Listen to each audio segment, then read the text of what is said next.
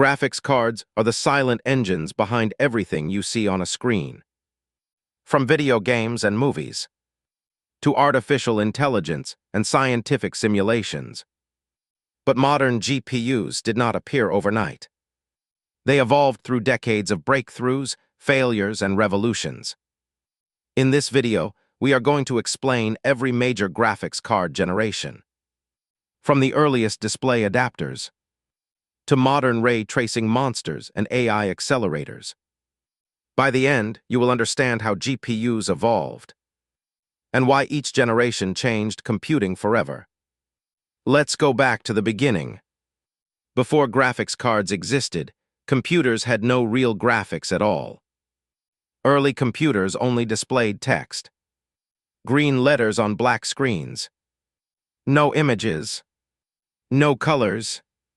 In the 1980s, display adapters were introduced. These were not GPUs. They simply converted digital signals into something a monitor could display. Standards like CGA and VGA appeared. VGA, introduced by IBM, became the foundation of computer graphics. It allowed color, higher resolution, and pixel-based images. But all rendering was done by the CPU. Slowly, very slowly. Then came the need for speed. As video games and graphical interfaces evolved, CPUs could no longer handle graphics alone. This led to the birth of dedicated graphics accelerators. In the mid-1990s, companies like 3DFX changed everything. The 3DFX Voodoo cards were designed specifically for 3D graphics. They introduced hardware acceleration for textures, lighting, and shading. Games suddenly looked smoother, sharper, and more realistic. This was the first true graphics card revolution. Soon after, NVIDIA entered the scene. In 1999, NVIDIA released the GeForce 256. This card introduced a groundbreaking concept: hardware transform and lighting. For the first time, geometry calculations were handled directly by the GPU. NVIDIA called it the world's first GPU. And in many ways, it was. This marked the beginning of modern graphics processing. In the early 2000s, GPU generations evolved rapidly. Fixed-function pipelines dominated this era. Graphics cards followed a rigid sequence of steps: vertex processing, lighting, texturing, rasterization. Developers had limited flexibility, but performance improved with each generation. ATI and NVIDIA competed aggressively. Cards became faster, memory increased, visual quality improved. But everything changed again in the mid-2000s. This was the era of programmable shaders. Instead of fixed pipelines, GPUs became programmable. Developers could write custom shader programs. This allowed realistic lighting, shadows, reflections, advanced effects. DirectX 9 and OpenGL played a major role here. Graphics cards were no longer just drawing pixels.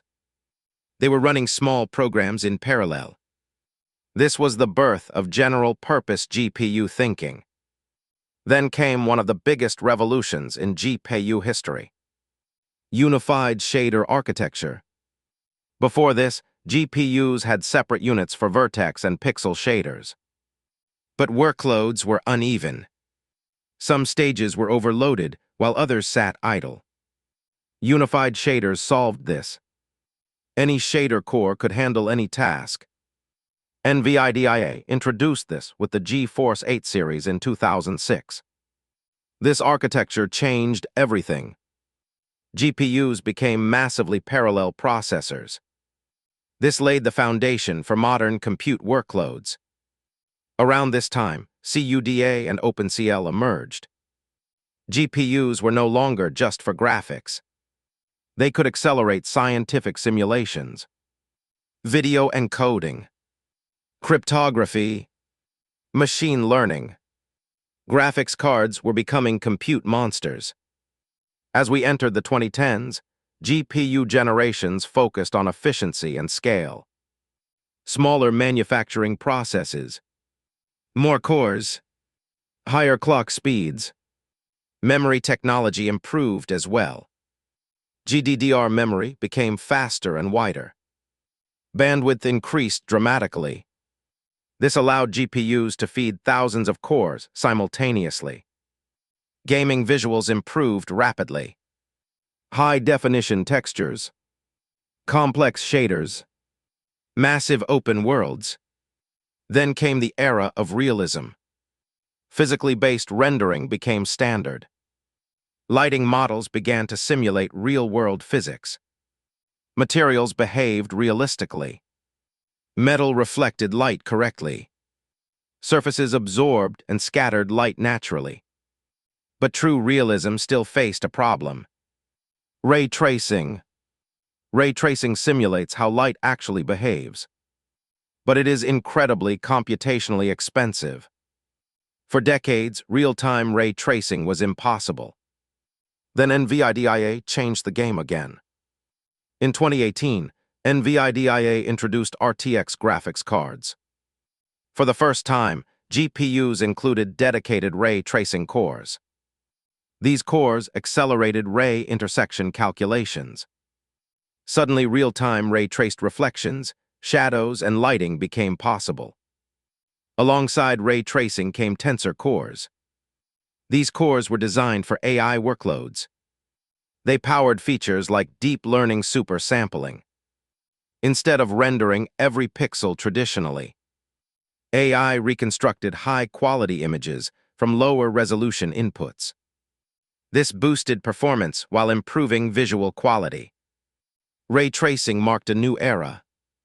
Graphics cards were no longer just rasterization engines. They became hybrid rendering machines. At the same time, AMD and NVIDIA pushed architectural efficiency. Power per watt became critical. GPUs grew extremely powerful, but also extremely power-hungry. Modern cards rival small space heaters. Then came the AI explosion. Machine learning workloads exploded in demand. GPUs proved ideal for parallel matrix operations. Data centers began using GPUs for training neural networks. Graphics cards became the backbone of artificial intelligence. This blurred the line between gaming GPUs and compute accelerators. Modern GPU generations are built with multiple goals: high-performance gaming, ray tracing, AI acceleration, professional workloads. Memory technologies advanced again. High-bandwidth memory appeared in professional GPUs. Cache systems became more complex. Scheduling and power management became extremely sophisticated. Modern GPUs are closer to full computing platforms than graphics cards. They contain thousands of cores, dedicated AI engines, ray tracing units, advanced memory hierarchies. Today's GPUs can simulate physics, train AI models, render cinematic visuals in real time. And the evolution is far from over. Future generations aim for more efficiency, more realism, deeper AI integration. Technologies like path tracing are slowly replacing traditional rendering. AI-assisted rendering is becoming standard. Graphics cards are evolving into universal acceleration engines. From simple display adapters to massively parallel supercomputers on a chip. Every generation built upon the last. Every breakthrough reshaped what computers could do. Graphics cards are no longer optional accessories. They are the engines powering modern digital reality. And the next generation will push that reality even further.